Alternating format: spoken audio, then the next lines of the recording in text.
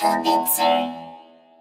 Hey strangers, Bitsy Tandem back with another tutorial. Today we're going to go over how to make chibi mermaids because it's MerMay! Woohoo! So as you can see, I've got a little map of what we're going to be doing today, and I just wanted to show you guys the first half of this map. So we're going to be doing the sketching phase, and we'll save the line art and coloring for another time. So let's jump right into it. So when creating any character, the most important thing to keep in mind is its anatomy. So first off, we're going to start with the head, which is a circular 3D object with a cheek area that is pretty much all you need for a chibi character. You don't have to worry too much about a jawline at all. And its torso is going to be more of a cylinder, and once again, remember that it is 3D and indicate the 3D-ness with like a flat circle on top, so you can move and manipulate it, and just keep in mind that cylinder shape. Now, when creating a chibi, usually it is about 2 heads tall. It would have its head, of course, and then its body would be the size of another one of its heads. But when you're doing a mermaid, we're going to make it 3 heads tall because the tail is going to be longer than the body itself.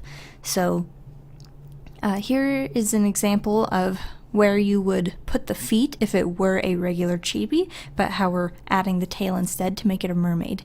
Now we can use the cylinder, like I said, to move our person around, and keeping in mind that it is a 3D object, you can just change the form and add different details and motion to your character. Now, a great thing to do with a mermaid is to think of different styles of tails. You don't want to be stuck with one tail that you do every single time. It's great to have variation in your characters. So here are a few examples of some rounded tails and some pointed tails, and you can mix and match and play around with those ideas.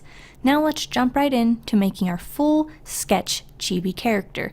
So start off with your height lines, which will be 3 heads tall, and now we're going to throw the head in, keeping in mind it's a 3D round circle, and you add your cheek area, and then you put in your torso once again, which is also 3D. Now we're going to talk about the hips a little bit here because it doesn't really have the same hip that a normal character would have, but it is still like a flat cylinder sphere. It's like a flat round 3D object that you can kind of move and manipulate like you would a dinner plate, kind of. And that is how your tail is going to come out from the body and go into the fins at the end. And it's all really fun and simple, and anybody can draw a chibi character. Just be loose and free, and don't worry too much about anything on this stage. This is the underdrawing. None of this will be seen in the final project because you're going to work out the kinks as you go and do multiple sketch layers so that when you go to ink your character, you are just tracing a sketch that you have already created to make sure it is perfect and beautiful, and you have that line art that you want for your coloring phase. Now make a new layer and we can start our final sketch. You want to lower the opacity of your first sketch so it doesn't get too messy, and keep in mind that when you're creating a face, the eyes are going to take up the majority of the head on a chibi character, but the forehead is going to be pretty much the same size as the eyes as well to make sure your hairline is in the correct spot. Keep in mind that ears line up with the top of the eyes as well, and that'll make your faces look correct and symmetrical. As you can tell, I'm doing a male character, but if you're doing a female character, something to think about is what kind of bra or otherwise is she going to have? The seashell bra, or like maybe even putting a t-shirt on your mermaid would be super cutie. I tend to go with the clam pasty kind of thing. Here's a quick way to make a clam. Just make a heart, add a 3rd bump in the middle, and then give it some wings on the end. Super easy, really great to do. You can make a necklace out of them, you can use it for the bra, or you can just put clams on the bottom of the ocean, whatever you would like.